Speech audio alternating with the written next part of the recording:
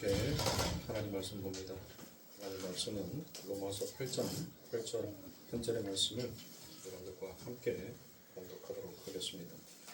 로마서 8장 8절의 말씀 다 찾으신 줄 알고 그 목소리로 함께 봉독합니다. 육신에 있는 자들은 하나님을 기쁘시게 할 수 없느니라. 아멘. 자, 오늘은 조금 다른 말씀으로 여러분들과 함께 은혜를 나눠볼까 합니다. 그래서 오늘은 의를 낳는 사람들이다라는 이 말씀을 가지고 여러분들과 함께 은혜를 나누겠습니다. 여러분들, 광해라는 혹시 영화를 다 보셨나요? 광해. 진짜 왕과 가짜 왕을 가지고 여러분들 영화가 펼쳐지죠. 한 번 정도는 여러분들 보셨을 거라 생각합니다. 저도 광해라는 이 영화를 TV에서 돌릴 때마다 나와서 한 번씩 보고는 했습니다. 그런데 여전히 그 중간의 내용들은 아무것도 기억이 나지 않습니다. 그러나 그 마지막 가짜 왕이었던 그 광해 역을 맡았던 그가 했던 말이 항상 머릿속에 귓전에서 맴돌더라고요.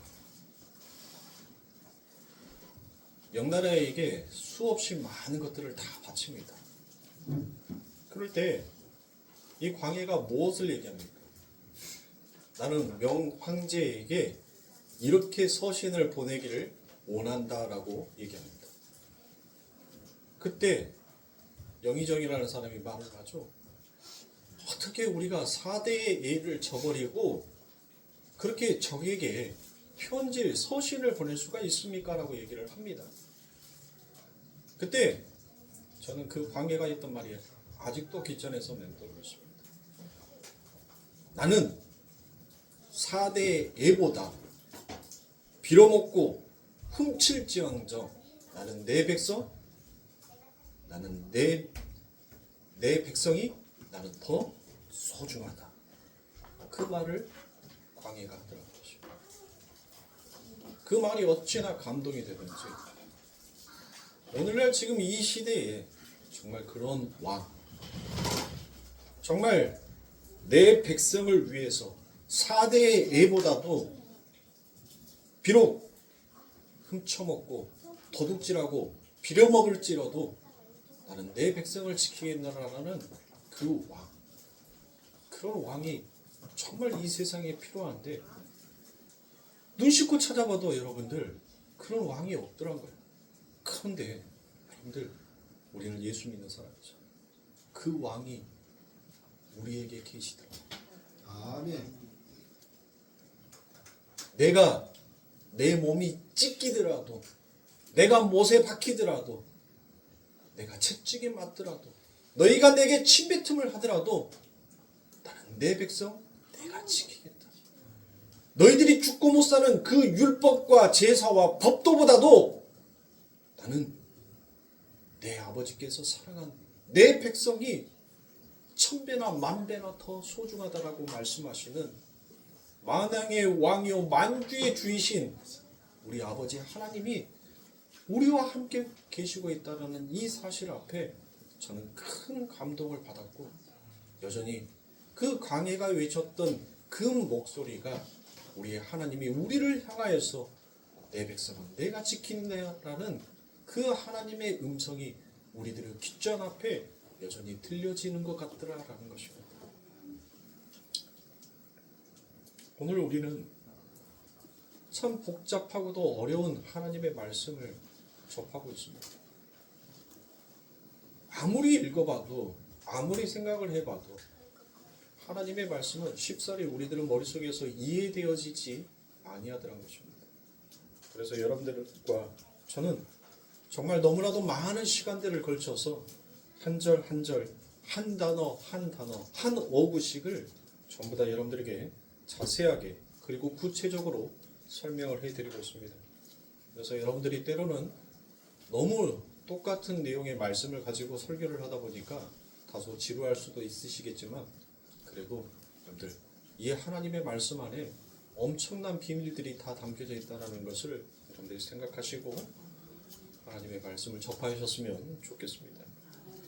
우리는 로마서 8장 3절부터 9절까지의 요 말씀을 계속 제가 주보에 싣고 있어요. 지금 몇 달이 됐는지도 모릅니다.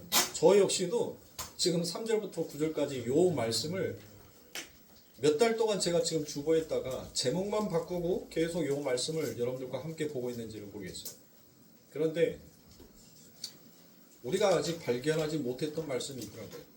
자, 로마서 8장 4절의 말씀에 보면 그 마지막 절에 율법의 요구가 이루어지게 하려 하심이니라라는 그 말씀이 있더라고요.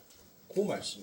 그리고 난 다음에 그 말씀을 가져다가 계속 육신과 영, 육과 영을 계속 분리해서 하나님께서 어떤 것을 기뻐하고 어떤 것을 싫어하는지를 바울은 계속적으로 여러분들 대조시키면서 그 하나님의 말씀을 전개해 나가고 있다는 거예요. 그러면 우리가 읽었던 로마서 8장 이 4절의 요 말씀에 지금 하나님께서는 그 말씀 안에 대단한 키를 넣어놨다는 것을 우리가 알 수가 있어요. 자, 율법의 요구가 이루어지게 하려 하심이라라는 요 말씀이 여러분들 언뜻 여러분들 머릿속에 누구의 말씀이 생각나시는가요? 예수 그리스도께서 하신 말씀이 여러분들 머릿속에 생각나죠? 자, 예수님께서 뭔 말씀하셨죠? 내가 율법을 폐하려 온 것이 아니라 온전하게 하려 함이라라고 말씀하십니다. 자, 여러분들 보세요. 예수님께서 내가 율법을 폐하러 온 것이 아니라 나는 완성하러 왔다라고 말씀합니다. 자, 그러면 여러분들 율법이 완성이 되면 여러분들 그게 뭐예요? 율법이 완성이 되면 율법을 다 지키면 법을 다 지키면 그게 바로 디카이오스네. 그게 바로 의라는 거예요. 의. 지금 바울은 그 예수 그리스도께서 하신 그 말씀을 로마서 8장 4절에서 가져다가 이야기하는 거예요. 자, 율법의 요구가 이루어지게 하려 하심이라. 그러니까 율법이 무엇이 됐다는 거예요? 완성이 됐다는 거예요. 율법이 의가 되게 하기 위하여서 누가 오셨다는 거예요? 예수 그리스도께서 오셨다는 거예요. 율법이 의가 되기 위해서. 그러니까 우리 개역 성경에서 여러분들 율법의 요구라고 번역을 해놓으니까 어려운 거예요. 어려워. 그래서 이거를 원문에서 보니까 아주 간단 명료하게 여러분들 원문은 그렇게 해석을 해놨어요. 이 말이 자, 로마서 8장 4절에 그 후반절에 되어 있는 율법의 요구가 이루어지게 하려 하심이라라는 이 말씀을 여러분들 원문에는 무엇이라고 되어 있냐 하면 율법이 의로 완성이 되었다라고 되어 있어요. 그러니까 훨씬 더 여러분들 뭐예요? 율법이 의로 완성되었다. 쉽죠? 쉽게 이해가 되죠. 그러면 예수 그리스도께서 내가 율법을 폐하러 온 것이 아니라 내가 율법을 뭐하러 왔다? 완성하러 왔다. 그러니까 율법을 완성하면 그게 바로 의다라는 것을 바울은 이 단어 안에다가 넣어서 이야기를 하고 있더라는 거예요. 그 이야기를. 그래서 오늘은 그 부분에 대해서 여러분들과 함께 나누도록 하겠습니다. 여러분들, 히브리어에는 자음이 있어요. 자음. 이 자음값들, 이 자음에 매겨진 숫자들을 가지고 제멋대로 여러분들 해석을 하는 자들을 가리켜서 그거를 바로 게마트리아라고 부릅니다. 게마트리아. 이 게마트리아에서 나오는 것이 무엇인가 하니 여러분들 666 그 표 받으면 뭐 한다고 했어요? 어디 간다고? 지옥 간다고 그랬죠. 네. 방코드 받으면 여러분들 어디 간다고? 지옥 간다고. 그럼 우리는 다 지옥 가야 되네? 하나님 백성은 하나도 없네 이 땅에? 아니 우리들 세상 가운데서 방코드 없는 게 뭐가 있어요 여러분들? 이것도 다 방코드야. 여기도 보면 방코드 있어요 여러분들. 네? 이것도 방코드. 이거 다 벗어야 되네? 그럼 알몸으로 다니면은 방코드 없어요? 그럼 여러분들 중국 높아잖아요. 그 사람들마다 앞자리는 그거 하더라도 뒤에 번호가 그게 방코드예요 여러분들. 그 사람만이 가지고 있는 고유 번호. 예? 아무도 흉내낼 수 없는 고유 번호. 그러면 이 땅에 태어난 사람은 다 어디 가야 돼요? 방코드 받았으니까 지옥 가야지. 그럼 하나님은 이 땅에 내려와서 십자가에 개죽음 당하신 거네? 다 지옥 갈 백성밖에 없는데 헛된 죽음을 하신 거잖아요. 그렇게 말한다면. 자, 성경을 제멋대로, 자, 히브리에서 나오는 이 자음의 값을 가져다가 자기들 멋대로 해석을 한 것을, 여러분들 그것을 우리가 바로 카발라라고 얘기합니다. 카발라. 그러니까 이단들이 어디에서 나왔냐면 이 카발라에서 나온 거예요. 카발라라는 것은 유대교의 유대주의의 유대교 신비주의를 가리켜서 카발라라고 얘기를 해요. 카발라. 자, 그러니까 그런 것들의 영향을 받아서 세대주의 아니면 신비주의자가 이제 성경의 숫자들을 가져다가 자기 마음대로 해석을 하더라는 것입니다. 그런데 여러분들 어때요? 한동안 얼마나 이슈가 됐었습니까? 666, 방코드, 그거 가지고 생견 들어보지도 못한 성경의 해설법을 가지고 있으니까 사람들이 못하는 거예요. 신기한 거예요. 그게 신기해. 그래서 얼마나 많은 사람들이 거기에 여러분들 쫓아다닌단 말이에요. 그런데 이 카발라가 가지고 있는 이 비진리적인 성경의 해석을 한국의 기독교가 너무나도 그 영향들을 많이 받고 있더란 것입니다.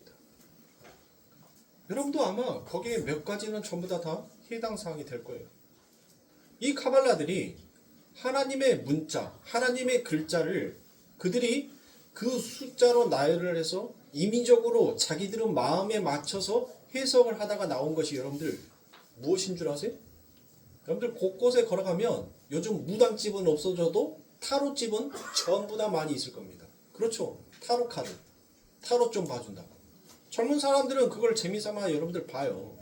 그런데 그 타로점이라는 것도, 타로라는 것도 이 히브리어를 연구하다 보니까 그들이 어디로 빠져요? 타로로 빠지더란 거예요. 그래서 거기에서 점이 나와요. 점은 여러분들 뭐예요? 인간의 길흉하복을 여러분들 점을 쳐서 그것을 풀어내는 것이 그게 점 아닙니까? 그러니까 자기들이 임의적으로 여러분들 어떤 배합을 가져다가 그거를 풀어내는데 그게 옳지 맞아 또. 그러니까 사람들이 신기해서 거기로 홀딱홀딱 다 넘어가는 거예요. 자, 그들의 성경 해석은 하나님과 하나님의 나라에 초점이 맞추어진 것이 아니더란 것입니다. 보이지 않는 묵시의 세계에 초점이 맞추어지는 것이 아니라 그들은 문자, 그 훌륭한 문자, 그 언어를 가지고 결국 어디로 사용을 해버린가 하면 인간의 길흉화복을 점치는데, 그리고 인간의 자기 주장, 자기 존재성을 드러내고 나타내는데 그 문자를 사용하더라는 것입니다. 그러니까 아무리 열심히 공부를 해서 어마어마한 학식을 갖고 성경을 공부한다 해도 그게 인간에게 집중이 되어버리면 여러분들 그 자체가 바로 뭐가 되는 거예요? 그게 카발라가 되는 거예요. 그게 바로 신비주의가 되어버리는 것입니다. 자, 하나님이 원래 주신 그 문자의 의미를 안다는 것은 여러분들 그건 참으로 어마어마한 특권을 가지고 있는 것입니다. 그런데 마귀는 항상 진짜 가치 옆에 비슷한 가짜 가치를 놓고 진짜를 여러분들 무엇하더란 거예요? 정말 소용없게 만들어 버리는데 마귀는 귀재예요. 아주 그것에 능통한 자입니다. 우리 성도님들은 전부 다 아실 거예요. 영어의 첫 스펠링이 뭘로 시작하죠? 뭘로? A로 시작하죠. A. 네. 너무 무시했다고요? 죄송합니다. 여러분들, 이 영어의 첫 단어가 A로 시작하는데 이 영어에서 A가 나오기까지는 여러분들 처음부터 A가 나온 것은 아니었습니다. 히브리어에도 이 A와 똑같은 단어가 있어요. 그게 바로 알레프입니다. 이 알레프를 헬라어로 바꾸면 하나님은 처음과 끝이다. 그쵸? 다 아시네요. 우리 성도님들은 역시 똑똑해요. 헬라어도 할 줄 알아. 알파라고 하잖아요. 알파. 그래요. 헬라어의 첫 단어가 알파란 말이에요. 그런데 이 지상에서는 여러분들 그 단어의 첫 시작을 여러분들 항상 무엇으로부터 시작하냐면 그 앞에 놓여 있는 첫 글자로부터 시작을 하더란 거예요. 그래서 영어는 A부터 시작하고 히브리어 문자도 알레프부터 시작을 하고 헬라어도 알파부터 그렇게 시작을 해 나가더라고요. 그런데 여러분들 성경을 잘 보면 성경은 두 번째 문자부터 시작을 합니다. 두 번째 문자. 그러면 A 다음에 B죠? 네, A 다음에 B. 헬라어에서는 알파, 베타, 감마로 나가요. 그러니까 그 다음에 베타잖아요. 베타. 그리고 이거를 베타를 히브리어로 바꾸니까 베잇이 되더라고요. 베잇. 이 베잇이라는 것은 여러분들 무엇을 가리키는가 하니 바로 성전이다라는 뜻입니다. 이 성전에서부터 성경은 시작하더라고요. 이 두 번째 단어에서부터 성경은 시작해 나아가더라는 겁니다. 그런데 성전 베잇 안에 보니까 거기 안에 뭐가 들어가 있어? 알레프가 들어가 있어. 영어의 A가 그 안에 들어가 버리더란 거예요. 자, 왜 그럴까요? 왜? 하늘의 문자를, 하늘의 글을 이 땅, 이 아래의 문자로 줄 수가 없는 거예요. 그것을. 그래서 성경은 바로 성전에서부터 시작하는 거예요. 하나님의 집에서부터 시작을 해서 그 시작, 하나님의 집에서부터 시작된 그 이야기가 어떻게 세상 가운데 전개가 되어 가는지를 하나님은 설명해 나아가시더라고요. 이게 기가 막힌 거예요. 기가 막힌 거예요. 하늘의 문자를 여러분들 한번 생각해 보세요. 지금 우리가 사용하고 있는 이 언어, 이 문자, 이 단어들이 여러분들 언제부터 쓰였었을까요? 언제부터? 언제긴 언제예요. 머릿속에 왜 헷갈려? 아니, 뭘 생각해? 성경에 보면 우리는 세상 사람이 아니라 하나님의 백성이니까 문자, 이 말이 언제 사용됐겠어요? 그래요. 에덴과 동산에서부터 사용이 됐겠죠. 누가 하나님이 아담에게 뭐야 합니까? 말을 하잖아요. 너 가서 네가 이름 지은 것이 곧 그들의 이름이 될 거야 라고 하나님이 말을 해준단 말이에요. 말. 그러니까 말은 여러분들, 말은 소리니까 소리를 여러분들 담을 수 있어요 없어요? 소리를 어디다 담어? 소리를 담을 수 있어요? 지금은 있잖아. 녹음. 그때 당시에는 여러분들 소리를 담을 수가 없었단 말이에요. 그래서 그 소리를 하나님께서 말씀하신 그 말의 소리를 담는 게 그게 뭐예요? 그게 문자란 말이에요. 그게 문자. 네? 그걸 문자라고 얘기를 하는 거예요. 자, 그러면 이 알레프는 여러분들 알레프는 어디에서 시작이 되는가 하니 이 히브리어에는 스톤 코드라는 것이 있어요. 그 번호가 있어요. 히브리어 단어에는 전부 다 번호가 있어요. 이 알레프는 바로 스트롱 코드 1번입니다. 1번. 첫 번째라는 거예요. 히브리어 첫 번째. 그렇죠? 그래서 이 알레프를 쭉 나열을 해보니까 이 알레프라는 단어가 어디에서 출발을 하는가 하니 아부가 뭐예요? 아버지. 아버지에서부터 시작을 하더라는 겁니다. 그래서 이 히브리어 알레프라는 단어, 영어 A로 시작하는 단어를 쭉 성경에서 나열을 해보니까 대략 870개 정도, 870개 이상 나오더라고요. 870개 이상. 그러니까 전부 다 여러분들 어디에서 시작해요?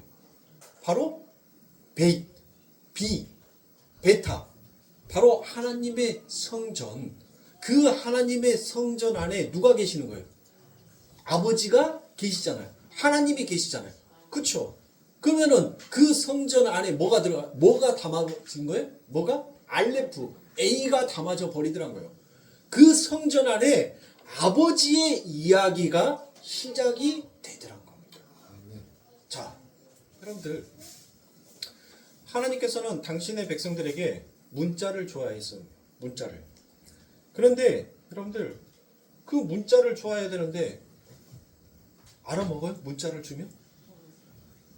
여러분들 저도 한글 우리 세종대왕이 써놓으신 한글 못 읽어요. 저도 막 점 찍어져 있고 네모 그려져 있고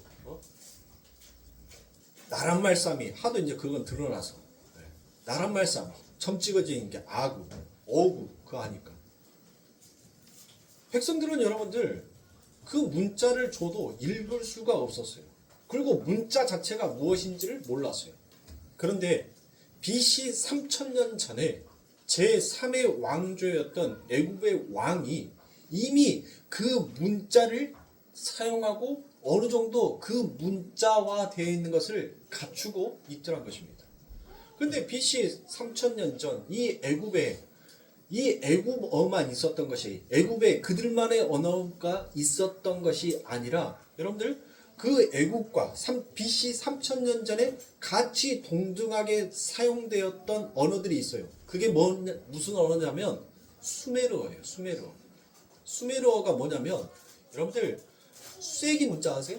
막 기호 그려져 있고 사람 그리라면 막 뿔 이렇게 그려놓고 짝대기로 이렇게 찍 그려놓고 여러분들 사람 인자 쓰라가면 나무 2개 이렇게 딱 해놓고 여러분들 요거 사람이야.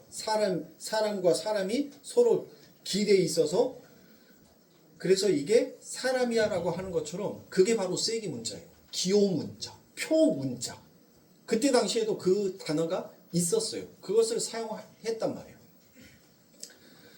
그러나 그건 문자라기보다는 여러분들 기호 표에 불과했었습니다. 그리고 그 문자만 여러분들 그 문자들 쐐기 문자, 그림 문자, 쐐기 문자는 여러분들 사라지죠. 그리고 그림 문자가 생겨서 그 그림의 문자가 지금 오늘날 영어의 A를 만들어내는 거예요. 제가 왜 여러분들에게 이런 이야기들을 할까요? 들어보시면 압니다. 시작은 항상 지루해요. 그러나 그 끝은 여러분들 재밌어요.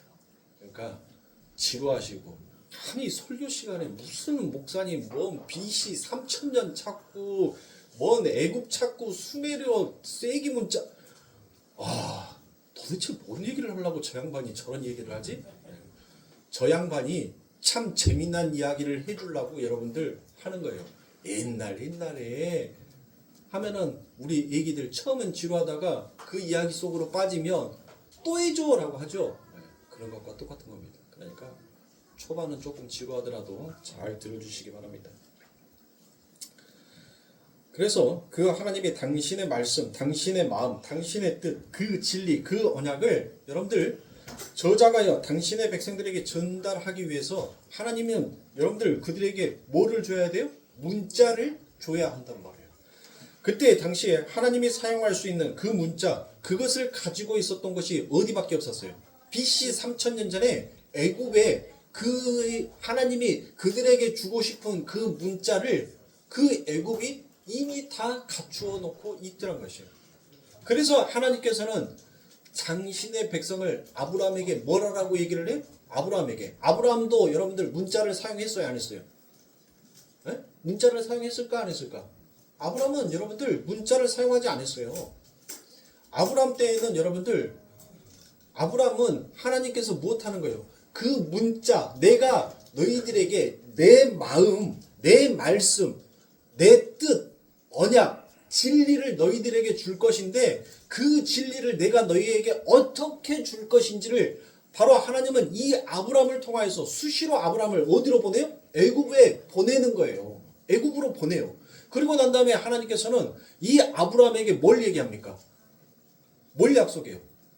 너에게 수없이 많은 후손들을 줄 건데 그들이 약 400년 동안 애굽의 종살이를 하고 나올 것이다 라고 얘기합니다.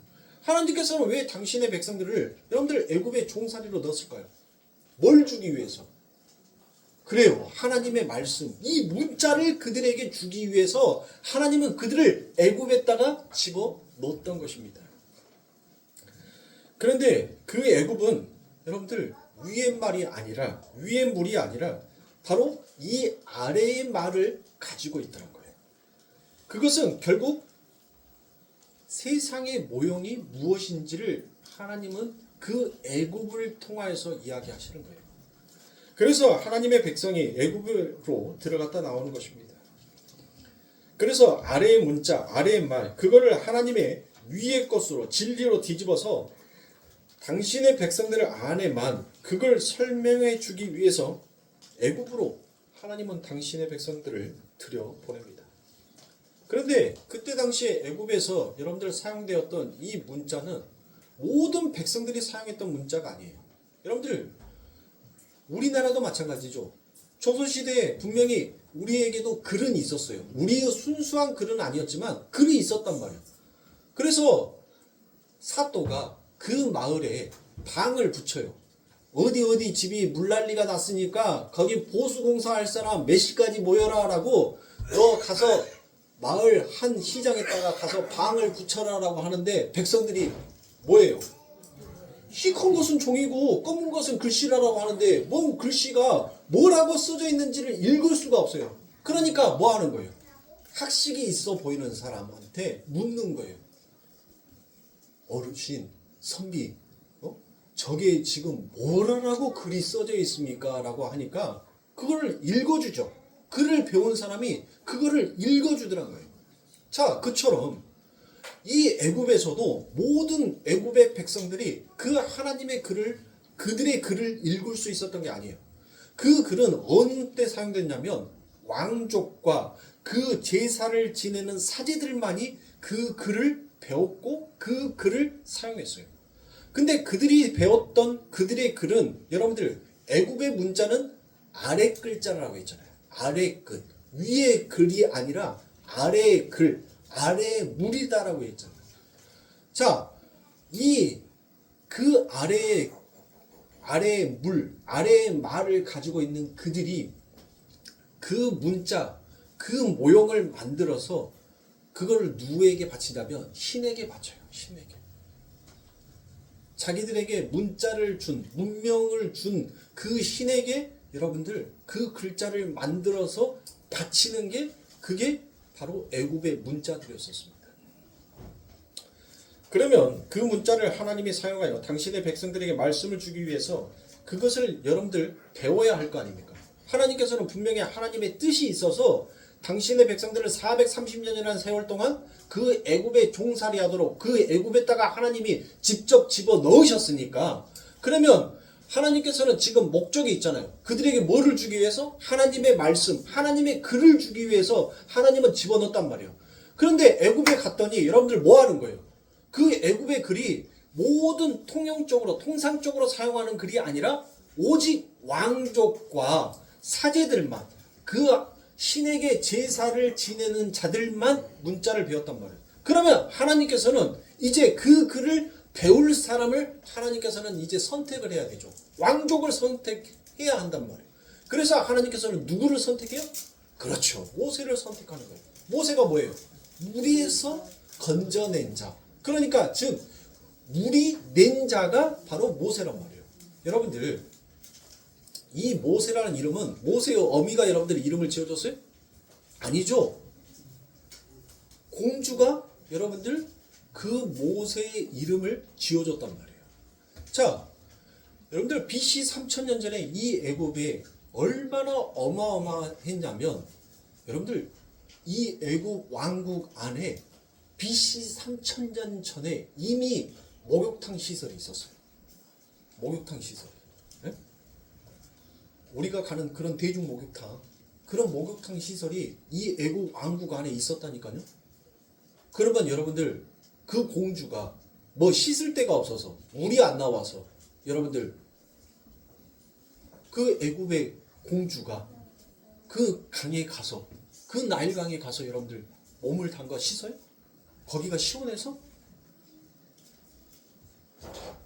나일강은 다산을 가지고 있는 풍요의 물의 신이라고 해요. 그래서 이 공주가 아이를 갖지 못하여서 무엇하는 겁니까? 그 나일강, 그 신에게 자기의 정결 의식을 행하기 위해서 그 물에 들어갔어요. 아니 물에 들어가서 그 신에게 자기에게 이제 아이를 달라는 그와 같은 마음으로 그 정결 예식으로 그 물에 들어갔는데 아니 목욕을 하고 있는데 몸 바구니가 둥둥둥둥둥 떠내려오네. 그러고 난 다음에 뭐지 하고 봤더니 거기 안에 뭐가 있어? 아기가 있어. 애기가 없는 사람이 그 강에 들어가서 정결 예식으로 신에게 자신의 몸을 바쳤는데 바치자마자 바구니가 떠내려와. 그리고 거기 안에 아이가 있어. 그러면 그 공주는 여러분들 그 아이를 어떻게 생각했을까요? 와, 이거 기도 응답이다 하고 냉큼 가져갔을 거 아닙니까? 왜요? 아니 거기에다가 몸을 씻으면 정결하게 하면 아이가 생길 거라는 그들의 믿음이 있었단 말이에요. 그런데 그렇게 예식을 행하였더니 여러분들 뭐 하더라고요? 곧장 바구니가 떠내려오네. 자기가 목욕하고 있는 곳에 봤더니 산에 아이가 있어. 그러면 여러분들 어떻게 할까요? 바로 기도 응답이라고 여러분들 생각할 거 아닙니까? 하나님, 나 돈이 100만 원이 필요해요. 하나님 꼭 나한테 100만 원을 주세요. 느닷없이 100만 원이 생겼어. 그건 뭐예요? 여러분들 뭐라고 생각해요? 하나님께서 기도에 응답해 주셨다라고 여러분들 그렇게 생각할 거 아닙니까? 바로 그거라니까요, 지금. 그러고 난 다음에 이 공주가 모세의 이름을 지어줘요. 당시 18대 왕조에 있었을 때 그 모든 왕자들은 전부 다 이름이 모세였어요. 모세. 그래서 그 모세가, 자, 아들들이 이렇게 전부 다 모세예요. 예? 모세인데, 자, 이성계가 아들을 낳았는데 그 아들 이름들이 전부 다 바뀌어요? 뭐 큰 아들은 윤씨 아들이고, 둘째 아들은 뭔 아들이고, 여러분들 그렇게 이름이 바뀌냔 말이에요. 아니죠. 이름이 다 똑같죠. 예? 똑같단 말이에요. 근데 거기에 여러분들 뭐가 붙어요? 그가 왕이 되면 여러분들 모세, 투루 모세, 광해 모세, 이런 식으로 그 앞에 신의 이름을 따다가 그 왕의 이름을 붙이는 거예요. 그래서 전부 다 그 당시의 이름은 전부 다 뭐예요? 모세란 말이에요. 모세. 자, 그러니까 이 모세는 여러분들 누가 붙여준 이름이에요? 공주가 붙여준 이름이란 말이에요. 물에서 낸 자. 그런데 모세가 나중에 여러분들 어디로 들어가요? 애굽으로 들어가죠. 그리고 난 다음에 그 애굽에 들어가서 이 모세가 누구와 상대를 합니까? 예? 애굽의 모세와 상대를 한다니까요. 서로 이제 힘겨루기를 해요. 힘겨루기. 누가 왕이 될 것인지를 여러분들 서로 애굽의 모세와 하나님의 명을 받아서 내가 이제 내게 내 말을 주리라라고 한 그 모세가 이제 싸웁니다. 그렇게 싸우는데 누가 이겨요? 그래요. 하나님의 모세가 이긴다니까요. 여러분들 뭐예요? 10가지 재앙 속에서 애굽의 모세가 두 손 두 발 다 들죠. 그러니까 보세요. 하나님이 내가 내게 말을 너에게 주리라라고 한 그 하늘의 위의 말을 가진 그 모세가 승리를 하는 거예요. 그러면 이 애굽의 모세는 여러분들 하나님께서 왜 그렇게 세웠을까요? 바로 그게 가짜라는 거예요. 그게 진리가 아닌 비진리의 말을 가지고 사용한 자들의 세상이 모습이 무엇인지를 바로 하나님의 백성들에게 보여주는 거예요. 언제까지? 430년 동안 그것을 그들의 백성들에게 보여준 거란 말이에요. 그 아랫말을 가지고 하나님은 분명 위의 말을 줬는데 그 위의 말을 아랫말로 가지고 그 말을 사용한 자들의 세상이 무엇인지를 보여주는 거라는 거예요. 당신의 백성들에게. 그게 비진리니까. 비진리를 가지고 진짜의 말이 아닌 비진리의 말을 가진 세상을 보니까 뭘로 살아요? 자신이. 뭘로 살고 있어? 내가 왕족으로 살아? 노예로 살더란 거예요. 노예로. 이게 바로 세상이다라는 것을 하나님께서는 보여주신 것입니다. 그래서 진짜 말, 진짜 진리가 무엇인지를 하나님께서 못하는 거예요? 모세를 통해서 가르치는 겁니다. 여러분들 보세요. 분명 모세는 애굽에 들어가서 사도행전에 보니까 모세는 무엇했다는 거예요? 그곳에 있었던 모든 문화와 문자를 사도행전에 기록이 되어 있잖아요. 모세가 모두 다 배웠더라라고 되어 있단 말이에요. 모세는 왕으로서 모든 글자와 모든 것들을 전부 다 습득하고 배웠어요. 그러면 모세 또한 여러분들 하나님의 명이 임하기까지 하나님의 때가 오기까지 모세는 무엇했을까요? 왕족으로서 아버지가 제사를 지내니까 신에게 제사를 지내니까 그의 아들들도 전부 다 그 신 앞에 제사를 지냈을 거 아닙니까? 박이 터져라고 머리가 깨질 만큼 여러분들 문자를 만들어서 그렇게 신에게 바쳤어요. 에? 근데 하나님의 명을 받은 모세, 하나님께서 이제 그 모세를 불렀어요. 그 모세를 하나님께서 부르니까 여러분들 못해요. 그동안 내가 알았던 신은 인간이 문자를 만들어서 인간이 글을 만들어서 신에게 바치는 것이 그게 신인 줄 알았는데 하나님을 만나는 순간 모세가 왜 뒤집어져 버린 거예요? 왜 그 모세가 왜 그렇게 확 변화가 될 수 있었던 거예요? 40평생을 글을 배우고 그 모든 것들을 습득해서 사용했던 모든 것들은 전부 다 신을 위해서 바치기 위한 하나의 도구였었는데 신의 산에서 광야 신의 산에서 만난 그 하나님은 여러분들 무엇하더란 거예요? 당신의 백성들을 위해 당신이 당신의 문자를 줘서 당신의 백성들을 섬겨버리더란 거예요. 그 문자를 지금까지 나는 문자를 만들어서 그 신이라고 하는 사람을 섬겨왔는데 진짜 신은 오히려 반대로 자기가 가지고 있는 것을 자기의 백성에게 주더라는 거예요. 그러니 모세가 여러분들 못합니까? 뒤로 까무라칠 거 아닙니까? 진짜 이분이 하나님이구나. 진짜 이분이 신이구나라는 것을 모세는 그 신의 산에서 여러분들 확실하게 빠졌습니다. 그러면 여러분들 하나님께서는 분명 그들에게 문자를 줬단 말이에요. 네? 신의 산에서 하나님께서는 하나님의 글, 하나님의 문자, 그 율법을 그들에게 줬잖아요. 글을 주었단 말이에요. 글. 자, 그들이 그 하나님의 율법, 하나님의 그 글을 가지고 여러분들 이제 어디를 향해서 가죠? 어디? 아이, 광야에서 어디로 가? 가나안으로 가잖아요. 자, 가나안에 들어갔더니 여러분들 그 가나안에서 여러분들 뭐를 해요? 가나안에 들어갔어요. 가나안에 들어갔는데 그때 당시에는 그 백성들이 글이 없었잖아요. 글이 없었어. 그래서 그곳에 들어가서 생활을 하는데 오늘 내가 생선이 먹고 싶어. 생선이 먹고 싶어가지고 가는데 누가 사람이 생선을 가지고 가네? 근데 나한테는 뭐가 있어? 산에서 돌 갖고 장난하다 보니까 금덩어리가 있어. 금덩어리 하나 갖고 그 하는 거예요. 고고, 요거, 야, 고고, 요거 줄게. 뭐 하자는 거예요? 물물교환 하자는 거예요. 물물교환. 바꾸자는 거예요. 바꾸자. 예? 여러분들 한번 생각해 보세요. 우리가 뭐 히어링이 잘 돼갖고 외국 여행 가서 막 그거 합니까? 그 사람들이랑 막 손짓 발짓 아니 얘기 다 합니까? 아니잖아요. 하다못해 말 안 통해갖고 그거 하면 읽을 줄도 몰라. 뭘 할 줄을 몰라. 그러면은 뭐 하는 거예요? 종이에다가 그려갖고라도 요거 내 주머니에서 달라 요거 나 하면은 뭐 하더란 거예요?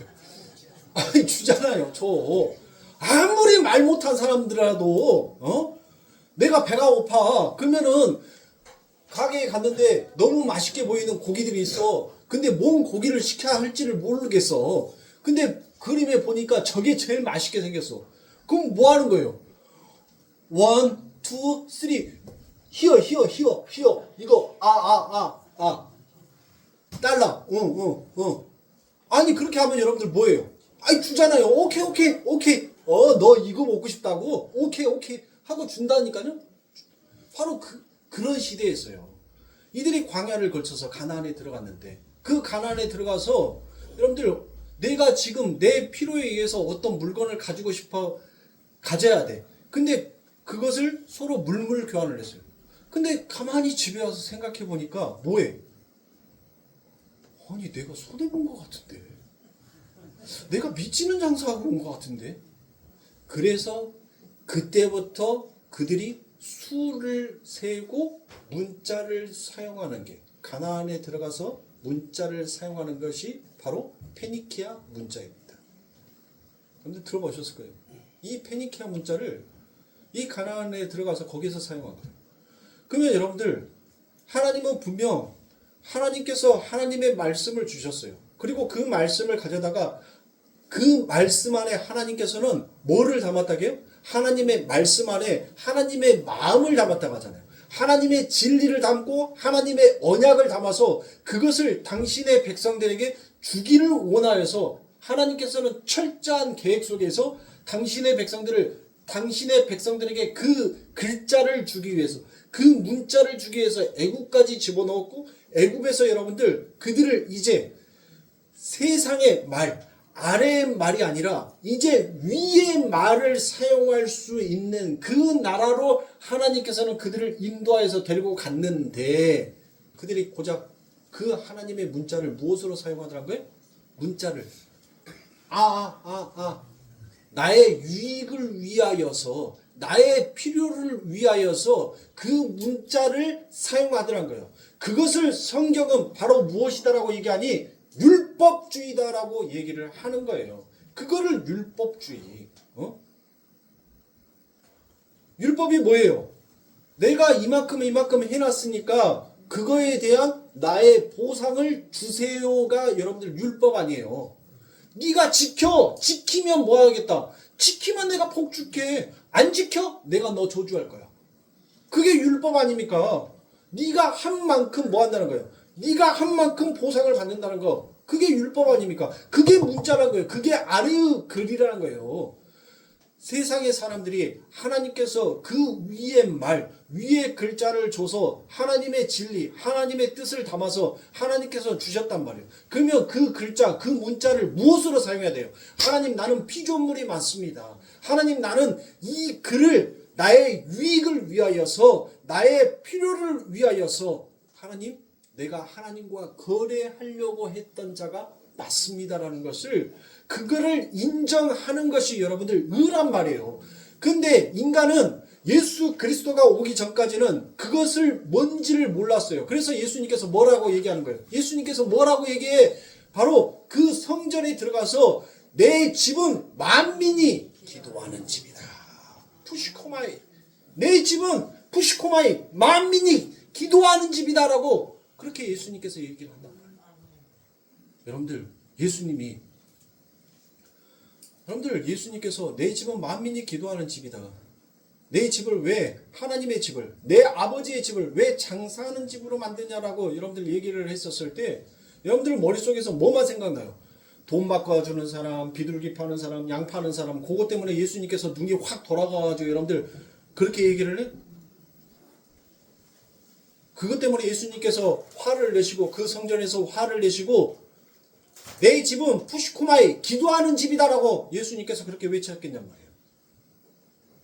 바로 베이 하나님의 집, 내 아버지가 계시는 아프, 내 아버지가 계시는 집, 그곳은 뭐라는 거예요?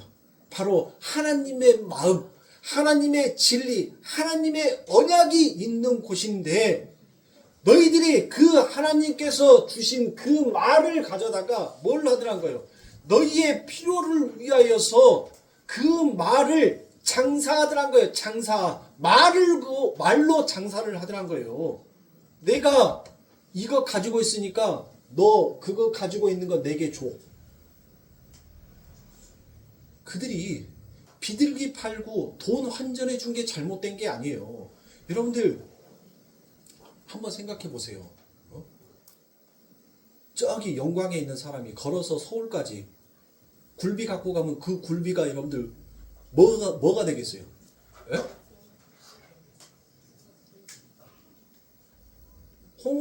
홍어보다 더 그할 거 아닙니까? 그렇죠? 그래서 하나님께서는 분명 흠없고 점없는 것을 내게 와서 제로 바치라라고 얘기를 했단 말이에요. 아무리 그것을 가지고 간다 하더라도 그 떼약볕과 추위 속에서 집에서는 튼실하고 점이 없을지 몰라도 어느 과정 속에 털이 빠지고 점이 생기고 흠이 생겨버린단 말이에요. 그런 것들은 수고해봤자 여러분들 하나님 앞에 드릴 수 없는 재물이 되어지는 거니까 그런 방책에 의해서 먼 사람들을 위하여서 그 성전 안에서 비둘기와 양 하나님 앞에 제사를 지낼 수 있는 재물을 팔았어요. 멀리 온 사람들을 위해서. 예수님께서는 그걸 가지고 지금 잘못됐다라고 말하는 것이 아니라 그들의 문자, 그들의 말을 가지고 하나님의 집에 와서 뭘 하는 거예요? 하나님과 장사를 하려고 하는 것을 가져다가 예수님께서 말씀하시는 거예요. 너는 그 말을 가지고 내게 와서 장사하는 자가 아니라 하나님, 이 말을 내가 사용할 수 있게끔 내게 축복해 주심에 감사합니다.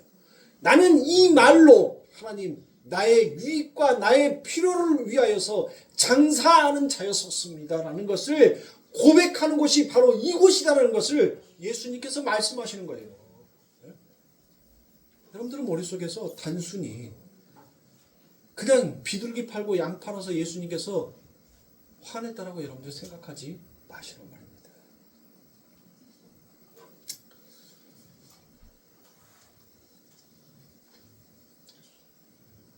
그래서 예수님이 하나님이 이 땅에 내려오셔서 여러분들 못하는 거예요. 내가 섬김을 받으러 온 것이 아니라 섬기려 왔다라고 말씀을 하잖아요. 바로 그겁니다. 우리 예수님께서 이 땅에 오신 것은 우리를 섬긴다. 즉 뭐 한다는 거예요? 너희들에게 바로 그 하늘의 글을 주기 위해서 왔다는 거예요. 그 하나님께서 주시는 그 하늘의 글을 너희는 전부 다 뭘로 사용하고 있으니까? 장사로 사용하고 있으니까 그거의 장사가 아니라 찬양이 되게끔 기도가 되게끔 내가 이제 바꿔줄러 왔다라고 말씀하시는 거예요. 왜 제가 여러분들 그렇게 율법주의, 세대주의, 신비주의, 기복주의를 제가 그렇게 혐오하는지 아시겠죠? 왜 율법으로 가면 아니 된다는지를 여러분들 아시겠죠? 형식적인 거, 틀에 박힌 거 하나님이 뭘 줄 아세요? 다 알고 계신단 말이에요. 그들이 하고 있는 그들의 모습을 보고 예수님께서는 여러분들 야단을 치셨어요. 만약 우리가 하늘의 말, 하늘의 진리, 이 성경의 말씀을 하늘의 진리, 언약, 하나님의 말씀으로 우리가 해석하지 못하고 풀지 못하고 그것을 받아들이지 못한다면 우리는 하나님의 나라에 가서 야단 맞을 자란 말이에요. 하나님께서 그 성전에서 야단을 치셨던 것처럼 우리가 하나님의 진리, 하나님의 말씀 안에서 완성되어지지 못한다면 우리는 그 아버지 하나님의 나라에 가서 야단 맞힌 겁니다. 그래서 제가 제발 율법적인 종교 의식, 종교 생활 하지 말라라고 제가 말씀을 드려요. 교회 나온다고 여러분들 다가 아니라니까요. 여기 안에 가라지가 몇 명이 있는지 저는 모릅니다. 그러나 우리 하나님은 아신다. 그날에 피 뽑듯이 뽑히기 전에 하나님을 의지하시라고. 우리 거룩교회가 지난 7년이라는 시간 동안 여러분들 이렇게까지 올 수 있었던 것은 우리가 잘해서가 아닙니다. 하나님의 진리로 몸부림치기 위해서 한 성도 한 성도가 한 마음 한 뜻이 되어서 한 마음으로 왔기에 여러분들 이곳까지 온 것을 저는 믿습니다. 얼마나 수없이 수많은 교회들이 여러분들 문을 닫고 사라져가는지 몰라요. 그런데 우리는 얼마나 풍족하고 얼마나 넘치고 얼마나 걱정 없이 여러분들 살아가고 있습니다. 우리 성도님들, 우리는 이 아래의 말을 가지고 장사하기 위해서, 나의 유익을 위해서, 나의 필요를 위해서 사용하는 자가 아니라 바로 하나님께서 주신 그 위의 말의 뜻이 무엇인지를 알고 하나님을 찬양하기 위해서 우리는 사용하는 자가 우리여야 할 것입니다. 끝으로 우리 성도님들, 교회를 위해서, 기독교를 위해서, 신학교를 위해서 우리 성도님들 기도해 주셔야 합니다. 어느 정부도 교회를 이렇게 핍박하고 교회를 이렇게까지 탄압한 종교는 없었습니다. 여러분들, 신학교에서 지도자 양성을 하지 못하게끔 정부가 지금 막고 있어요. 총신대가 탈락을 했습니다. 더 이상 기독교 지도자 양성을 할 수 없게끔 정관을 너희들만 편한 쪽으로 만들지 말고 정관을 바꿔라라고 얘기합니다. 여러분들, 그건 말이 안 되는 소리예요. 돈 많은 이단들이 전통과 보수를 지키고 있는 그런 신학교들을 장악하고 그들이 재단 이사장이 되면 여러분들, 이 기독교는 무너지기 시작합니다. 근데 지금 정부가 전국에 있는 13개의 신학교 중에서 모든 신학교 속에 무려 7개 대학을 목회자 지도 양성하는 데에서 전부 다 제외시켰어요.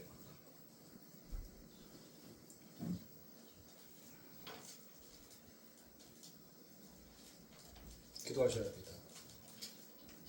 여러분들이 누리고 있는 이 자유는 그냥 얻어진 자유가 아니에요.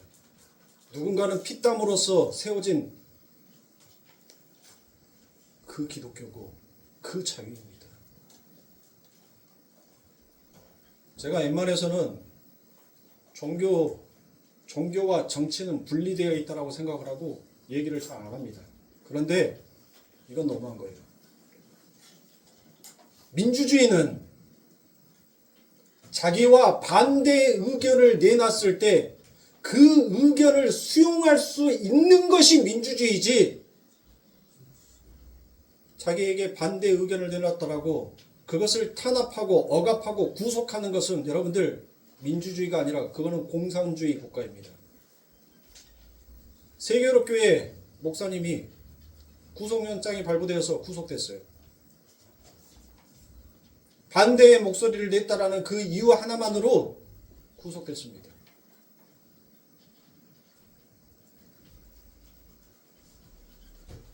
언론의 자유를 막고 국민의 입을 닫게 하는 현 정부는 여러분들 정말 문제가 심각한 거예요. 이 모든 사태를 만든 윤석열 전 대통령도 정말 문제이긴 하지만 지금 이렇게 폐악으로 치닫고 있는 이 정부, 여러분들 절대로 과시하거나 묵시할 수가 없습니다. 신학교를 왜 건드려요? 기독교가 자기들한테 뭘 어쨌다고요? 여러분들, 다른 목소리, 다른 말을 할 수 있는 거 아닙니까? 그게 민주주의 국가 아닙니까? 다른 목소리, 다른 말을 했다라고 그것에 대해서 언론의 자유를 침해하고 교회를 압수수색하고 목회자가 서 있는 그 강당까지 쳐들어와서 그 목회자를 수갑채워 잡아가는, 그것은 여러분들 말이 안 되는 거예요. 목사가 도망가면 어디로 도망갑니까? 수많은 교인들 놔두고 여러분들 어디로 도망가겠어요? 그렇게까지 체포해 가야 할 그런 중대한 문제입니까? 그게 그렇게 심각한 문제입니까? 저는 아니라고 봅니다. 이게 아래의 말을 사용하는 자들의 세상이에요. 오늘 우리 성도님들, 우리는 하늘의 말, 위의 말이 무엇인지 그 뜻을 여러분들과 앞으로 3-4시간 동안 더 나눌 것입니다. 아래의 말에 머물지 마시고 위의 말의 뜻을 우리 성도님들이 진실되게 깨달으시고 기도해 주십시오. 대한민국의 기독교가 여러분들 점점점 무너져 가고 있어요. 건들지 않아도 기독교가 무너져 가고 있습니다. 잘못된 길로 가고 있는데 기독교 역시 회개해야 하고 이 기회에 반성해야 하기도 하지만 여러분들 이렇게까지 처참하게 밟으면 안 돼요. 하나님에게만 구원이 있다라는 그 말을 하면 이제 벌금을 받을 수 있는 세상이 곧 돌아옵니다. 제가 여러분들에게 경고했죠. 여러분들 기도해 주세요. 저는 그 글을 읽고 가슴을 치면서 울었습니다. 하나님이 이 대한민국에 도대체 하나님의 뜻은 어떤 것입니까? 한 치 앞도 보지 못하는 어리석은 이 죄인, 하나님의 뜻을 읽을 수가 없어서 하나님 너무 답답합니다.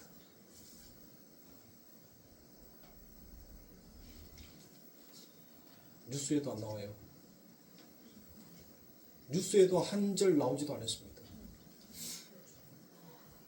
여러분들 너무 세상 사내에 바쁘셔서 세상 것에만 치여 있지 마시고 기독교 신문도 좀 보시면서 여러분들 보세요. 얼마나 많은 사람들이 얼마나 똑같은 목소리로 한 이야기를 하고 있는지를 여러분들 좀 들으시기 바랍니다.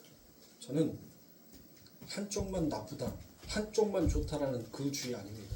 잘한 것은 잘한 거고 못한 것은 못했다라고 저는 말하는 사람입니다. 이건 현 정부가 정말 잘못한 거예요.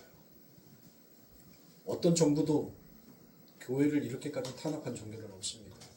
교회를 이렇게까지 처참하게 압수수색해 가면서까지 여러분들 교회에 가지고 있는 그 교권을 무너뜨린 자가 없습니다. 그러니 우리 성도님들 꼭 기도해 주시고 다시는 이런 일들이 대한민국 이 땅에서 이루어지지 않기를 기도해 주시면 감사하겠습니다. 기도하겠습니다.